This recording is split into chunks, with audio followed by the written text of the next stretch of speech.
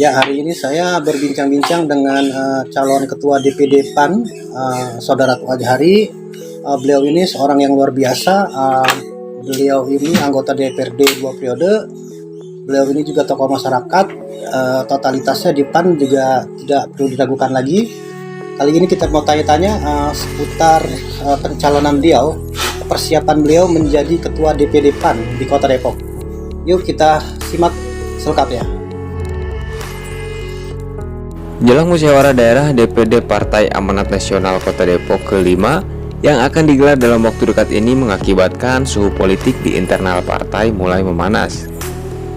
Selain itu, anjloknya perolehan kursi Partai Amanat Nasional dalam pemilu 2019 yang mana dari jumlah 6 kursi menjadi 4 kursi nampaknya menjadi perhatian dari berbagai kalangan, baik para kader maupun para simpatisan partai.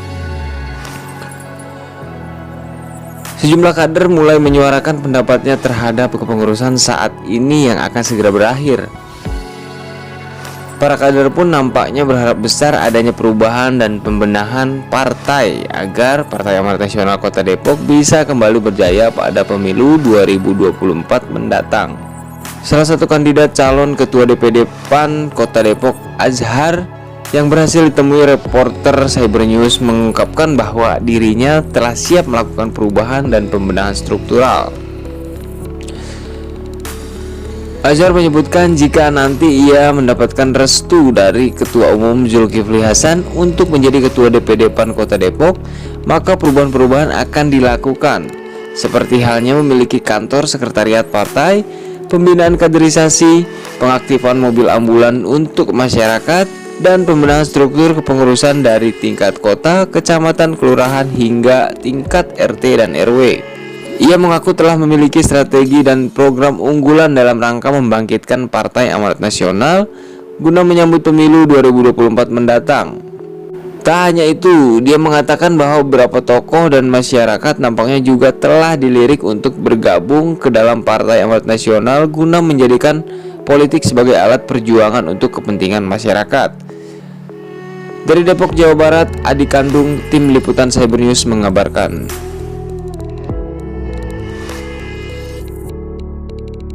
Untuk persiapan sendiri, Gilang Musda sebagai salah satu kandidat seperti apa? Ya, terima kasih. Saya Azhari, salah satu kader PAN di Dapil Sukma Jaya, salah satu wakil ketua DPD PAN Kota Depok periode 2015 periode tahun 2020. Hari ini periode tersebut sudah habis masa waktunya dan akan digelar musda tahun 2020 ini, dan kami di antara 12 teman-teman sudah mengisi formulir dan mengirim semua berkas untuk calon anggota formatur. Itu salah satu ketentuan yang ada dalam struktur partai PAN, peraturan dan kebijakan PAN. Saya salah satu kader sudah mengisi formulir itu dan siap menjadi ketua DPD PAN Kota Depok periode tahun 2020 tahun 2025. Dalam hal ini kenapa saya harus siap? Karena saya sekarang ini sudah mendedikasikan diri sendiri untuk atau salah satu kader di PAN dan berbuat untuk masyarakat 5 tahun ke depan dan seterusnya. Nanti kalau misalnya DPP, DPW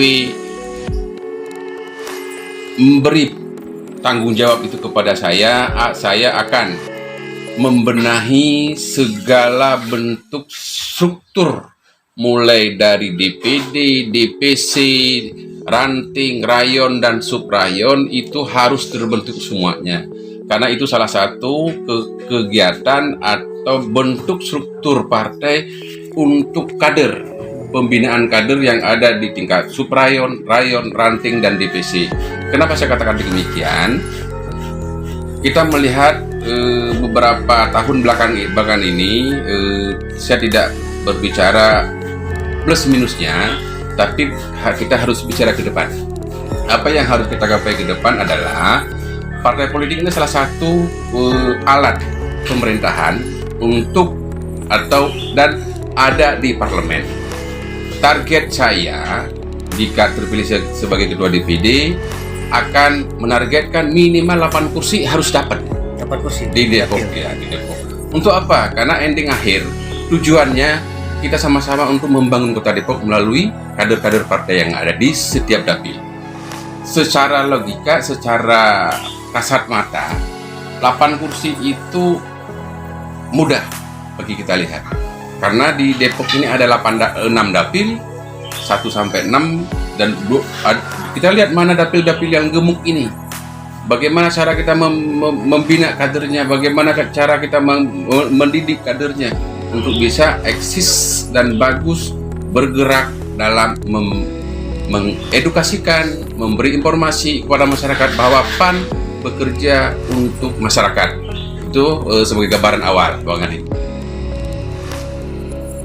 Apa Bang kira-kira program unggulannya nanti ketika dipercaya sama ketum Ya. memimpin PAN Depok? Ya, secara khusus persiapan untuk menjadi calon ketua DPD PAN di beberapa Juklak-Juknis syarat menjadi ketua DPD PAN itu sudah ada garis besar yang ditentukan oleh DPP.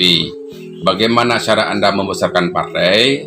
Tadi saya sudah menyampaikan bahwa jika struktur partai ini dari tingkat DPD, DPC, ranting, rayon, dan sub-rayon itu terisi semuanya, kalau kita kali hari ini, Depok punya 63 kelurahan, 63 ranting, dikali 3 sudah 200 orang, rayon dan sub-rayon, RW 920, RT 5.000 sekian.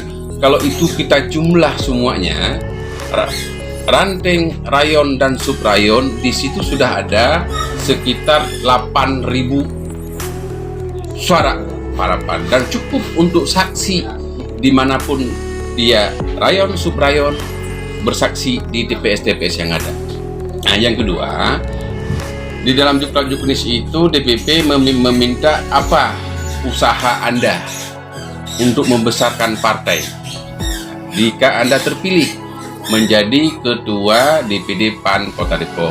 Dalam hal ini saya punya cita-cita, punya rencana, dan punya angan-angan bagaimana bisa, apakah bisa, itu pertanyaan yang harus kita utamakan. Bisa nggak seorang Asyari membesarkan partai? Jawabannya harus bisa. Bagaimana caranya? Dengan kita berkomunikasi, berinteraksi dengan semua stakeholder, dengan semua elemen, dengan keberanian kita turun ke masyarakat, insya Allah PAN akan besar. Untuk salah satu yang ditekankan oleh DPP, hari ini PAN Kota Depok belum ada kantor sekretariat. Oh, belum ada? Belum ada kantor sekretariat, karena yang kami tahu hanyalah selama 5 tahun terakhir ini kan 2 kali atau 3 kali pindah, berarti masih dalam status kontrak. Nah, untuk pengadaan PAN ke depan, saya punya saran, bahkan saran saya ini sudah pernah saya sampaikan kepada sebagian pengurus DPP, sebagian pengurus DPW di periode kemarin di saat kami silaturahmi. Tapi saya lupa jumlah anggota DPRD kota, kabupaten, jumlah anggota DPRD provinsi, dan jumlah anggota DPR RI. Kalau seandainya di semua level di tingkat wilayah ini bisa mengakomodir iuran di antara semua anggota dewan, se-Indonesia itu 1 bulan pasti bisa dibangun 1 kantor DPD PAN. 1 bulan iuran dari semua keseluruhan anggota DPRD kabupaten kota seluruh Indonesia dengan iuran berapa besarnya, itu pasti bisa dibangun 1 kantor DPD tiap bulan. 560 kabupaten kota lebih kurang se-Indonesia, 1 tahun 56 bulan. Satu periode 56 bulan bisa. Itu cara berpikir secara internal dulu. Untuk eksternal ya mungkin kita akan berusaha semaksimal mungkin untuk mengadakan kantor DPD PAN biar tetap menetap, tidak secara kontrak pindah-pindah. Yang kedua, yang selama ini periode kami Dewan 2014 atau 2019 dan periode DPD tahun sebelumnya untuk memberi informasi edukasi kepada masyarakat itu luar biasa dengan adanya ambulan. Itu salah satu media untuk menyampaikan kepada masyarakat bahwa PAN ada di Depok. Saya sudah berkomunikasi dengan teman-teman bagaimana caranya untuk kita hidupkan kembali media PAN ini di masyarakat. Untuk disampaikan pesan ini ke masyarakat harus melalui ambulan. Kami siap, saya pribadi juga siap. Jika dikasih amanat untuk pengadaan ambulan itu gampang.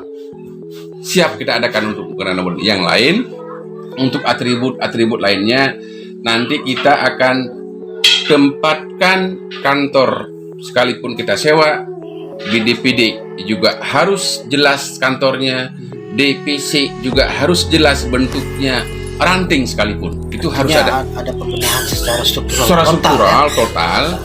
Karena begini, kalau kita sudah memperlihatkan jati diri kepada halayak, kepada masyarakat, pada umum, orang pasti melihat PAN itu ada. PAN itu ada. Hari ini mohon maaf kepada teman-teman saudara semuanya, tidak harus mengatakan bahwa kemarin belum berbuat, sudah berbuat. Tapi yang kita sedikit miris dan harus mengatakan kurang, karena kita seorang politik itu lebih kita harus siap, kurang juga kita harus siap. Jadi hari ini DPC tidak tahu di mana, ranting apalagi rayon, subrayon ya walau bisawab. Tapi insya Allah ke depan struktur itu harus benar-benar tersusun, tercatat, ter-SK sampai ke subrayon. Cuma tingkat bawah semuanya ya. Sampai ke tingkat bawah. Terima kasih. Nah, bagaimana cara meraih minimal 8 kursi? Kan, penjaringan bakal calon legislatif itu harus kita lihat, harus kita masukkan, harus kita tahu kader-kader terbaik, tokoh-tokoh masyarakat, baik tokoh agama, tokoh masyarakat, Toga dan Thomas itu harus kita libatkan dalam hal ini untuk kita tempatkan di dapil-dapil yang gemuk. Itu salah satu syaratnya. Di samping kalau mohon maaf bukan kita mengedepankan finansial, bukan. Yang kita kedepankan hari ini adalah bagaimana tokoh-tokoh tersebut dikenal orang, bisa bergaul dengan masyarakat, dengan semua level. Insya Allah target minimal 8 kursi itu akan tercapai. Artinya semua butuh dukungan semua pihak. Butuh semua pihak dari semua lapisan masyarakat. Itu harus kita cari orang-orang yang punya kapasitas, loyalitas kepada masyarakat. Karena saya kembali kepada diri pribadi saya ini bukan siapa-siapa di masyarakat. Karena kita bisa berkomunikasi dengan masyarakat, bisa hadir di tengah-tengah masyarakat, sehingga masyarakat melihat, menentukan pilihannya di saat dia memilih. Itu rencana saya ke depan akan merekrut, mengajak orang-orang, tokoh-tokoh masyarakat, tokoh-tokoh agama. Mudah-mudahan mereka tidak alergi dengan PAN dan mau bergabung dengan Partai Amanat Nasional di Kota Depok.